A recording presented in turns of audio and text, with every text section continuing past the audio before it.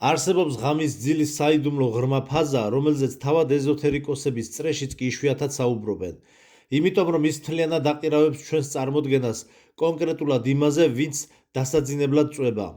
ადამიანები მიეჩვივნენ იმის ფიქრს, რომ მე ვარ ის, ვინც დღისით ფხიზლობს, ხოლო ღამით ეს ის მე ვარ, რომელიც მოგზაურობაში მიდის, მაგრამ ჩვენი აღქმის ეკრანის მიღმა დამალული სიმართლე საპირისპიროა. ნამდვილი შენ ზუსტად ღამით იღვიძებ და დღე კი ეს შენი სიზმარია. ეზოთერულ ტრადიციებში ჩაკეტილ ტიპებსა და ცნობიერების ზოგიერთ კვანტურ კონცეფციებში მიიჩნევა, რომ ჩვენი დღის ეგო ეს უბრალოდ ავატარია, ტვინის მიერ შექმნილი დროებითი ოპერაციული სისტემა, მკაცრ სამგანზომილებიან სამყაროში გადარჩენისთვის. ეს ავატარი ჩვენი შიშებით არის შეზღუდული, სოციალური როლებითა და ფიზიკური ორგანოების გრძნობებით.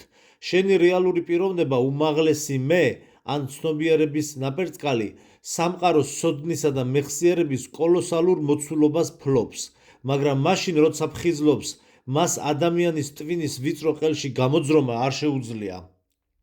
როცა სხეული იძინებს, ეს დღის ავატარი, მცირე გონებრივი გარემო, ბოლოს და ბოლოს ითიშება და ამ დროს იღვიძებს შემოქმედი.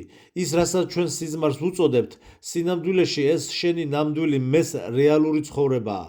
ღამით შენ უბრალოდ ასტრალურ სივრცეებში კი არ დახეტიალობ, არამედ რეალობის არქიტექტურით ხარ დაკავებული. ცოტამ თუ იცის, რომ ზუსტად ამ ღამის მდგომარეობაში სხეულის გარეშე მყოფი შენი ცნობიერება რეალობის მომავლის ვარიანტებს განიხილავს. შენ ბუკვალურად სხვა ადამიანების ცნობიერებებს ხვდები, რომელთანაც კარმული და სასიცოცხლო კვანძები გაკავშირებს და თქვენ მომავალი დღის, თვის ან წლების სცენარს განიხილავთ. თქვენ ანაწილებთ როლებს, ვინ ვის უნდა შეხვდეს, ვინ ვის შეეხება მტკივნეულ ადგილზე და ვინ ვის დაეხმარება. დღისით კი ჩვენ ამ ყველაფერს მერე შემთხვევით დამთხოვებს, ინტუიციას ან კიდევ ბედის წერას ვუწოდებთ ხოლმე.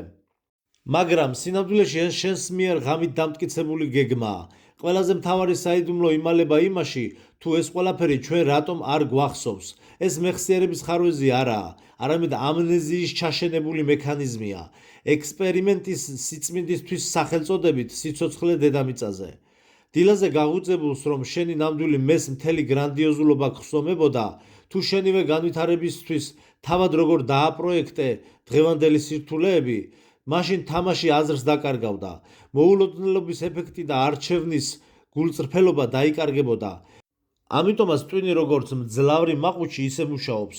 როდესაც ცნობიერება სხეულში ბრუნდება, ის კოსმიური რეალობის გიგაბაიტებს შლის და ჩვენთან მხოლოდ აბსურდული სიზმრების სახით საცოდავ, დეფორმირებულ ნამცეცებს ტოვებს. ჩვენ ვიღვიძებთ, დღის პიროვნების ნიღაბს ვირგებთ და გულწრფელად გვჯერა, რომ მთელი ამ ღამის განმავლობაში საერთოდ არსად არ ყოფილვართ და არც კი ვეჭვობთ, რომ რამდენიმე საათის წინ საკუთარი სამყაროს ალბათობის ხაზებს ვაკონტროლებდით. ეს კონცეფცია რეალობის სიმულაციის იდეასთან პირდაპირ კავშირშია. თუკი ჩვენ ჩვენს სამყაროს როგორც მრავალმოთამაშიან გიგანტურ ონლაინ თამაშს შევხედავთ, სადაც ფიზიკური სხეული უბრალოდ მართული პერსონაჟია, ხოლო შენი რეალური ცნობიერება რეალური მოთამაშე ეკრანის მიღმა ზის, ადამიანების უმეტესობა კი მცდარად ფიქრობს, როცა სათამაშო სამყაროში ჩაკეტილი ეს პერსონაჟები თავიანთი თავები გონიათ, მაგრამ არაოფიციალურ კვანტურ მოდელში სიზმარი აღწერილია როგორც მომენტი, როცა მოთამაშე უბრალოდ ვირტუალური რეალობის ჩაფხუტს იხსნის, რათა შეისვენოს. როცა შენი სხეული იძინებს, ცნობიერება სიმულაციიდან საბაზისო ნამდვილ რეალობაში გადადის, რომელიც ჩვენთან შედარებით ერთი დონით მაღლა იმყოფება.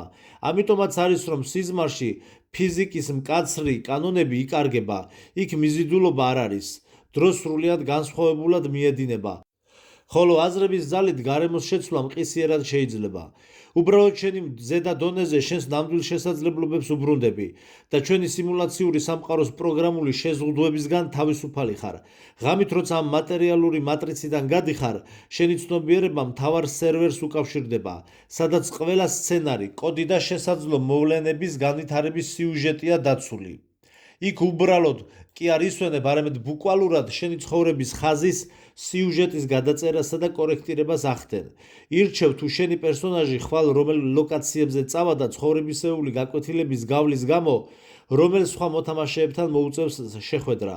შენი სიზმრები სათამაშო ძრავის შიგნითაა, სადაც სამყაროს რეალური სტრუქტურა პეიზაჟების ნაპრალებიდან იკვეთება.